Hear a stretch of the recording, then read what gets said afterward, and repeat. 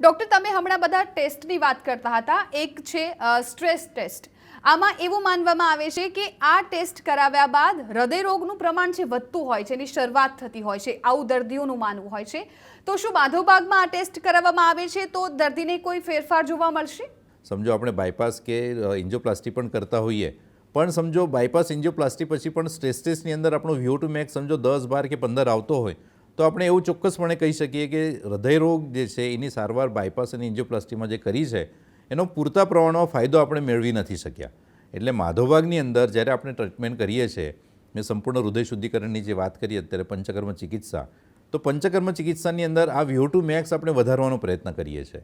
એટલે સરવાળે જ્યારે શુગર અને આ બધી બીમારીઓના લીધે અને હૃદયરોગના લીધે હૃદયનું ફંક્શન આપણે ઘટી ગયેલું હોય, તો આપણે ચોક્કસપણે આ બધી સારવારથી VO2 મેક્સ વધારવાનો પ્રયત્ન કરીએ.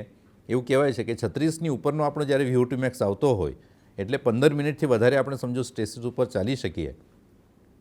અને એ દરમિયાન સમજો હૃદયરોગની અંદર જ્યારે આપણા હૃદયના ધબકારા વધતા ના હોય, કંટ્રોલ મેનરમાં ધબકારા સમજો રહેતા હોય, બ્લડ પ્રેશરનો રિસ્પોન્સ આપણો સારો રહેતો હોય, ગ્રાફની અંદર જે ઇસ્ચેમિયા આપણે દેખાતા હોય એ ઇસ્ચેમિયા સમજો આપણે ઘટાડી શકીએ, તો ચોક્કસપણે આપણે એ VO2 મેક્સ એટલે ફંક્શનલ કેપેસિટી જે છે એ શરીરની વધારી શકીએ અને હૃદયને મજબૂત કરી શકીએ. એટલે VO2 મેક્સ જ્યારે તમારો વધારે આવતો હોય તો એવું ચોક્કસપણે કહી શકાય કે બ્લોકેજના લીધે હૃદયરોગનો હુમલો જ્યારે આવતો હોય તો એ હૃદયરોગના હુમલાની સામે લડવા માટે હૃદય તમારું મજબૂત થઈ જાય છે.